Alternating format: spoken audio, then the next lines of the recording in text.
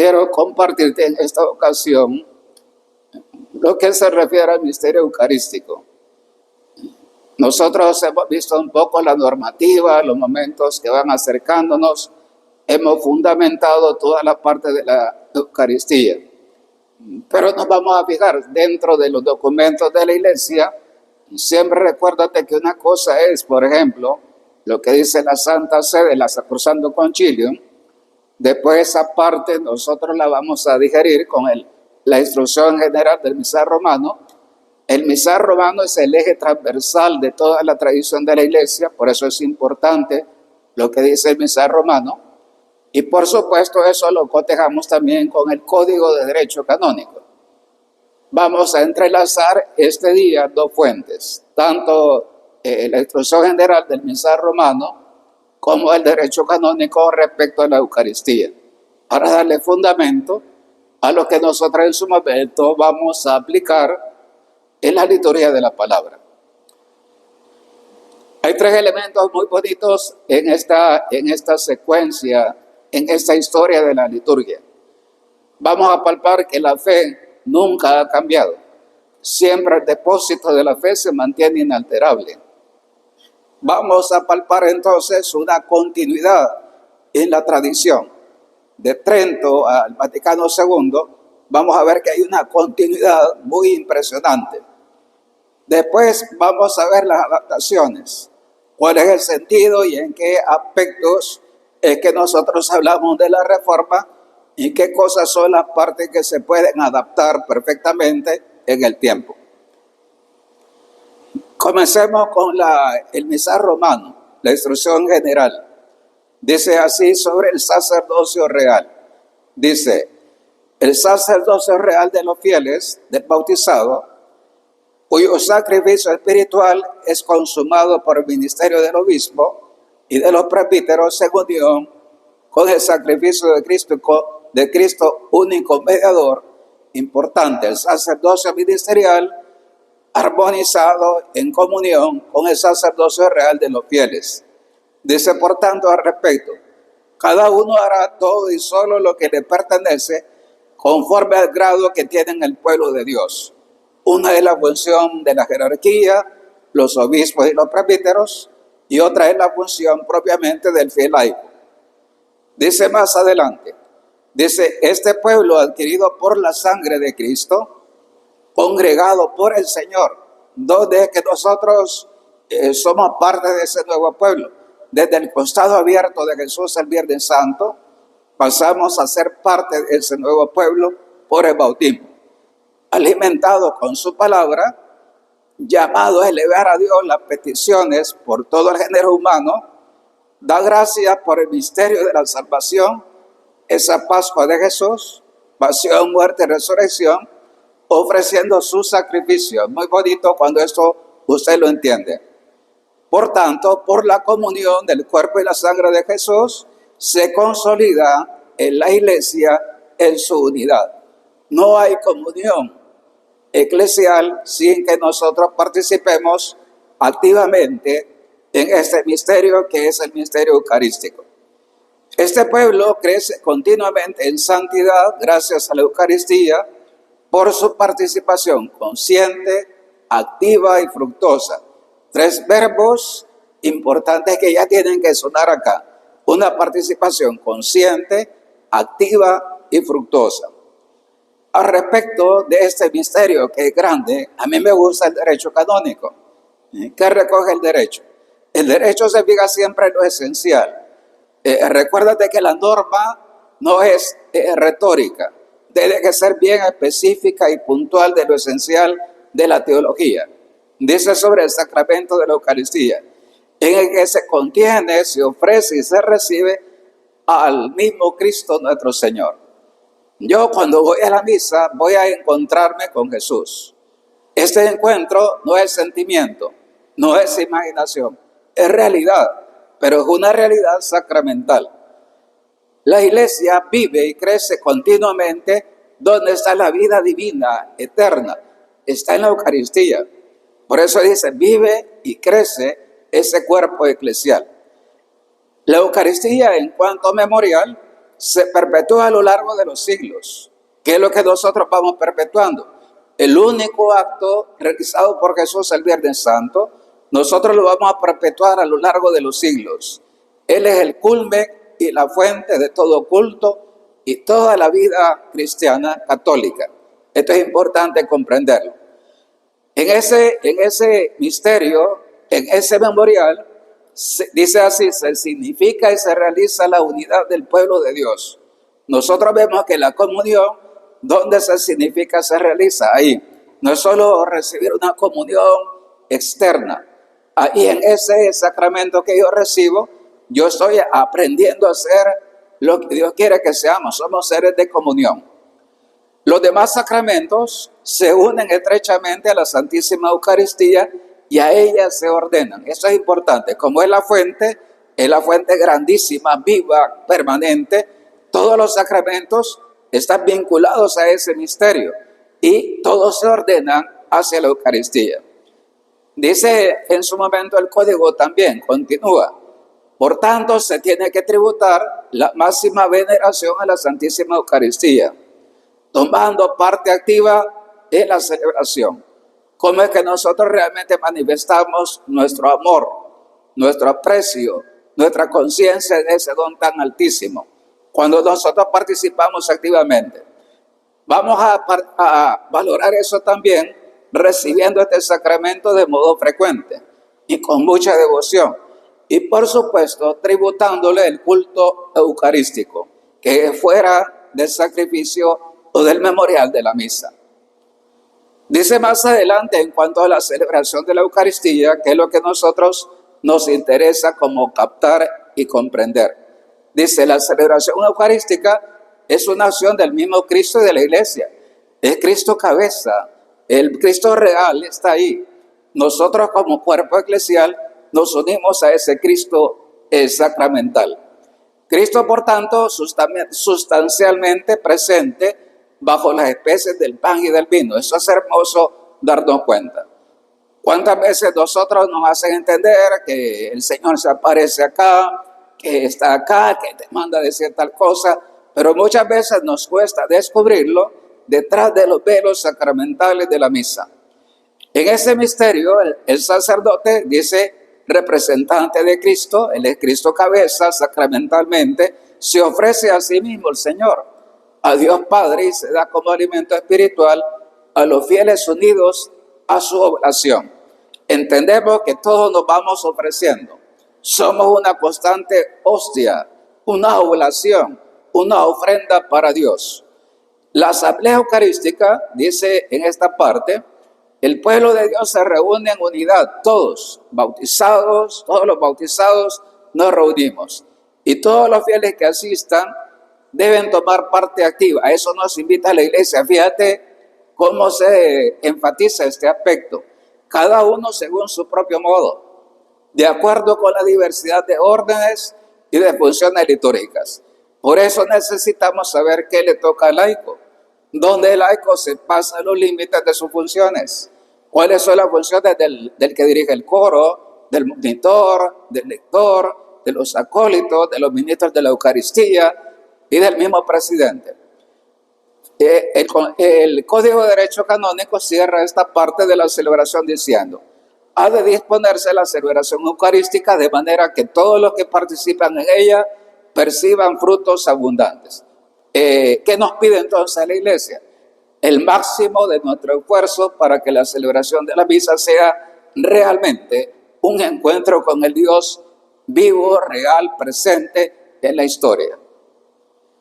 Volvemos entonces a la instrucción general de misa romano. Te he presentado esas dos vertientes para que veas lo que dice el derecho, lo esencial del misterio, y después cómo la Iglesia lo vuelve a retomar. Decíamos que en esta tradición de la Iglesia hay continuidad. Ya en el Concilio de Trento, el siglo XVI, nosotros veíamos que había una profunda crisis de fe. Joseph Ratzinger en su momento compara la crisis de ese siglo, la Alta Edad Media, con la crisis que vivió la Iglesia hacia el Concilio Vaticano II. Dos momentos muy críticos que exigen reformas y especialmente eso se palpa en la liturgia.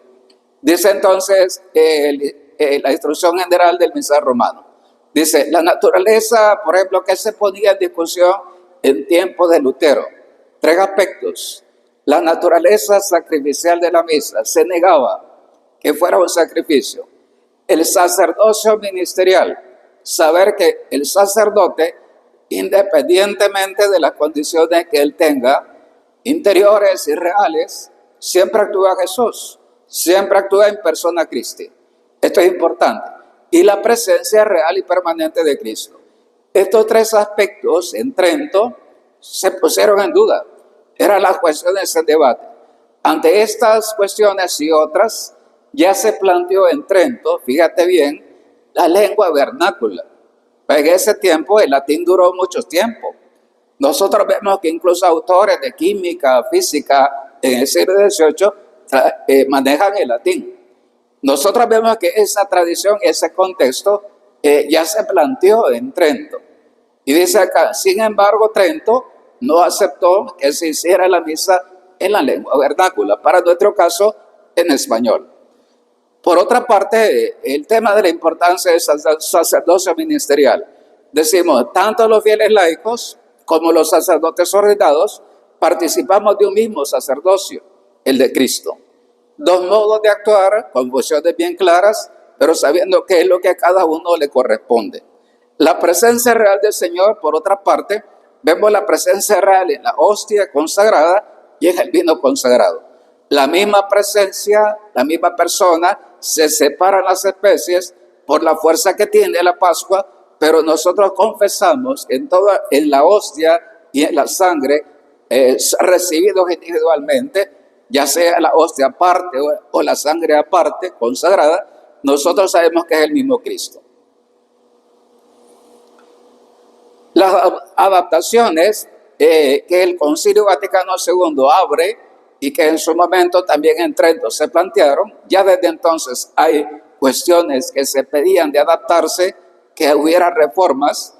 La Iglesia obviamente abrió el espacio.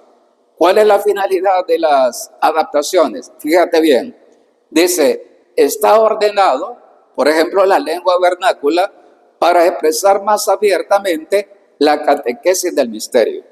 Vaya, el hecho mismo de esta formación litúrgica, ¿por qué está sirviendo? Eso es una formación real en este orden. Cuando uno va captando y recorre diríamos, el ordinario de la misa, nosotros vamos captando en las rúbricas rojas, vamos captando todo lo que se encierra en cada acción litúrgica que realizamos. Otros aspectos que en su momento se plantearon y que quedaron en débito en el Concilio de Trento, no solo se planteó la lengua vernácula, también se pidió que hubiera homilía los domingos y los días festivos. Vaya, en su momento hay sacerdotes que no lo hacían. Vaya, eso en la iglesia en general quedó pendiente. Otro aspecto eran las moniciones. Las moniciones lo que hacen es enseñarnos, graficarnos cada rito. Por ejemplo, el bautismo, por ejemplo, la confirmación. Y por otra parte, en su momento también se dijo, fíjate bien en Trento, la comunión administrada por el sacerdote, dice, debe estar ordenada para participar más plenamente en la Eucaristía. Es decir, no solamente ver que los hermanos comulgan, no solamente, vaya, esto para ti que eres parte del ministerio de liturgia, es importantísimo que comulgues en gracia. No es solamente pasar a hacer finta, imagen de que soy bien, cuando realmente podemos estar en pecado mortal. Ese es un criterio, por ejemplo, que nosotros decimos para los ministros de la Eucaristía. Y voy a subrayar esto, para los monitores.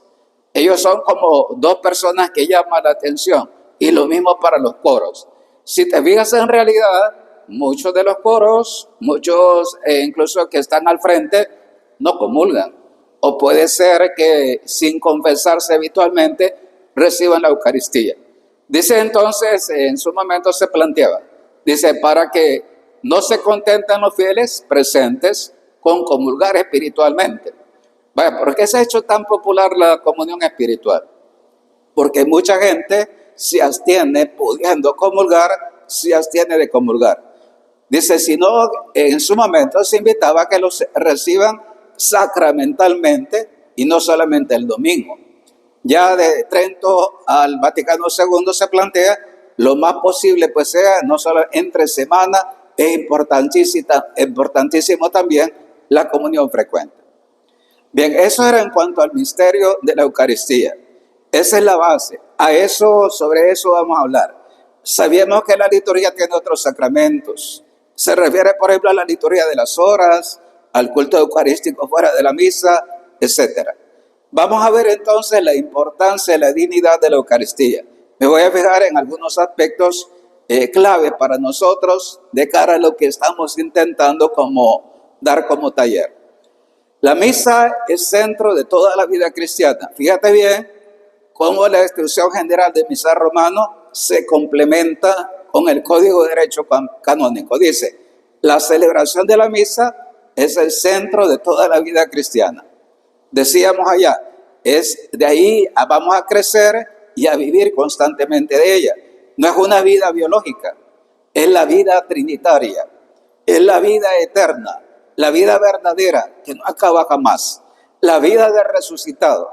Luego dice acá, se tiene la cumbre en la misa, tanto de la acción por la cual Dios en Cristo santifica al mundo. Decíamos, son dos movimientos en la liturgia, una parte divina que santifica a los hombres, que nos diviniza, nos hace como Jesús, sagrados, una ofrenda viva, y por otra parte los hombres tributan al Padre adorándole por medio de Cristo, Hijo de Dios, en el Espíritu Santo. Hay dos movimientos, la santificación y el culto de adoración o glorificación. Si te fijas, esos dos movimientos donde se realiza de modo pleno, y la Santa Misa. Nosotros entonces renovamos los misterios de la redención. Es bonito cómo la misa celebrada en todo el año litúrgico, vamos a ver los diferentes aspectos de la vida de Jesucristo, porque todo Él es el misterio, la Pascua es la cumbre. Las demás acciones sagradas y todas las obras de la vida cristiana están vinculadas con ella, con la Eucaristía. De ella fluyen y a ella se ordenan. Por tanto, las procesiones, el rosario, el Vía Crucis, el rosario de la misericordia, las acciones de piedad personal, todas están ordenadas a la Santa Misa. Volvemos entonces a este tema que es la participación activa. Te lo voy a presentar ahora en otra perspectiva que te va a ayudar a entender mejor cómo tienes que participar. Debemos superar aquel criterio que muchas veces nosotros a los sacerdotes tocamos. Dice, Padre, como me toca servir, necesito confesarme ya, Padre, por la vía rápida, porque me toca servir ahorita en la misa. O por ejemplo, uno escucha esta frase también, como me toca servir en un retiro, Padre, necesito confesarse. La pregunta será, ¿y por qué no te confiesas fuera de ello? Cuando es una parte esencial de tu vida. Bien, dice acá, mediante la participación activa, la celebración se dispone de modo que lleve a lo consciente, a la consciente, activa y plena participación de los fieles.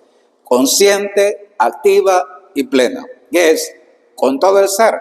Dice cuerpo y alma, ferviente en la fe, la esperanza y la caridad. Aquí estamos superando eso que ha sido una moda pentecostalista de levantar las manos, hacerle así, hacer gestos puramente emotivos. Eso fuera de la misa. Dentro de la misa es otra, la forma de participar vivamente. Si tú quieres la alegría verdadera de la misa, ¿dónde está? Estar unido a Dios. Esa alegría nadie la arranca y esa paz nadie la arranca. Otra cosa es la alegría de la emoción de un canto o de una música que a ti te guste, por ejemplo. Eso es diferente. Nosotros entendemos que la liturgia es mucho más que eso, mucho más que música, mucho más que jolgorio, muchas más que emociones o simplemente gestos que son más de convivencia que litúrgicos. Dice luego, para que el pueblo cristiano tiene el derecho y que constituye su deber, participar de ese modo consciente, activo y pleno, con todo el ser, haciendo, digamos, que las tres virtudes teologales vivan, se ejerciten. Esto es lo que realmente es un derecho y un deber del bautizado, por ser bautizado. Esto es importante que lo comprendamos. Veamos esto, voy a subrayar esto porque lo tocamos hace algún tiempo, pero lo quiero dejar bien claro. ¿Qué le corresponde al obispo y qué le corresponde al sacerdote? Dice, el obispo es el primer dispensador de los misterios de Dios en la iglesia particular o diócesis, a él encomendada. Es el moderador, promotor y el custodio de la vida litúrgica. Bueno, él es el primer responsable ante la Santa Sede. Luego dice así, en la celebración eucarística, presidida por él especialmente, y con la participación del presbiterio, diáconos y del pueblo, se manifiesta el misterio de la iglesia. Eso es hermoso. La familia de Dios que peregrina en una diócesis donde se encuentra especialmente. Cuando el papá a la cabeza, la papá de toda la diócesis, que es el obispo, con sus hijos ordenados y laicos, participan bien en la misa. Dice, debe ser ejemplo para toda la diócesis. Imagínate cómo tiene que ser la misa bien preparada con esto que estamos diciendo, presidida por el obispo. Debe ser algo muy bonito. ¿Dónde es que nosotros eso lo tocamos? Cuando vemos, por ejemplo, la misa del Vaticano. Ese es el referente donde es que se fragua y se ha hecho todas las reformas y adaptaciones, y del cual depende las adaptaciones nuestras, es de Roma. Por eso es el referente que nosotros debemos tener para nuestras propias diócesis. Luego dice sobre el mismo obispo, dice, comprendan siempre más profundo los laicos, los presbíteros y ordenados, más profundamente el genuino sentido de los ritos y de los textos litúrgicos. Cuanto más vamos comprendiendo, haciendo nuestro y amando esos signos litúrgicos, dice, nos permitan alcanzar una activa y fructuosa celebración de la Eucaristía. Es hermoso cuando el sacerdote vive la misa, como cuando el papá y la mamá viven la misa. Pero es bonito cuando la cabeza ahí o el señor obispo vive bien la misa. Nosotros recordamos, por ejemplo, entre los papas al Papa Juan Pablo. ¿Por qué el Papa hizo tanto bien? Porque él vivía, se metía en el misterio. Dicen los que lo conocen, aparte de todo lo que hizo, él siempre buscaba después la capilla al final para orar ante el Señor.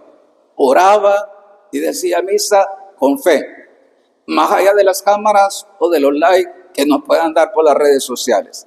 Dicen así, esa participación activa y fructuosa ya es grandiosa. Y por otra parte se le invita a que se promueva la belleza del lugar sagrado. Es importante la arquitectura, el altar, el presbiterio, el área de la capilla santísimo, etcétera. Eso es un arte que hay que saber cultivar. Lo mismo la música sacra y el arte sacro. Cuando eso se palpa así, fíjate bien, eso le corresponde a la cabeza de una diócesis. ¿Qué le corresponde al sacerdote?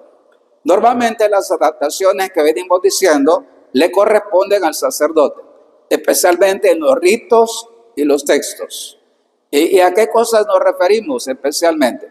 Cantos, lecturas, oraciones, moniciones y gestos. ¿Dónde el sacerdote va a hacer esa función? Con los libros litúrgicos. Hay libros de la sede, por ejemplo.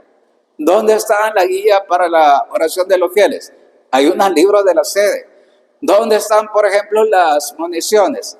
Aparecen también, hoy podemos bajar diferentes momentos de moniciones bien elaboradas y se pueden también pedir a otras diócesis que efectivamente las tienen preparadas desde hace mucho tiempo. Nosotros lo que tenemos que saber es saber adaptar, saber asumir los gestos, la lectura, los cantos, hay que decirlo también. Los mismos cantos, hay cantos oficiales aprobados por conferencias episcopales. Ahí donde hay diócesis que van adelante de nosotros, hay que aprender. Mientras nosotros no tengamos equipos a ese nivel, podemos recurrir a ellos y adaptarlos, obviamente, con sus debidas, el debido discernimiento a la diócesis. Por tanto, dice acá, se encomienda a cada sacerdote celebrante ese papel. Entonces, ¿quién es el que va a discernir qué lectura se hace? Por ejemplo, imagínate una misa ezequiel. Hay variedad de lecturas, uno elige, oraciones, etc. Sin embargo, dice el sacerdote no debe olvidar que es servidor de la Sagrada Liturgia, no es el obispo. Eso es importante entenderlo. No asume el sacerdote lo que le toca al obispo. Es decir, que a él no le está permitido agregar, quitar o cambiar algo por su propia iniciativa. Y ahí donde ustedes laicos tienen que saber cómo saber decirle al sacerdote con caridad: Padre, respetemos la liturgia. Pero es decir, no está bien ciertos excesos que nosotros a veces cometemos o ciertos abusos solamente porque a nosotros los sacerdotes nos gusta, saltándonos realmente toda esta rica tradición de la iglesia. Bien, con esto he querido presentarte como dos elementos importantes que fundamentan ya lo que va a ser la praxis propiamente para la liturgia de la palabra. Hemos puesto el fundamento del misterio eucarístico, después hemos visto cómo hay que hacer la celebración y por supuesto en su momento vamos a ir traduciendo mejor lo que aquí te corresponde, especialmente como lector o monitor, que están íntimamente entrelazados solamente.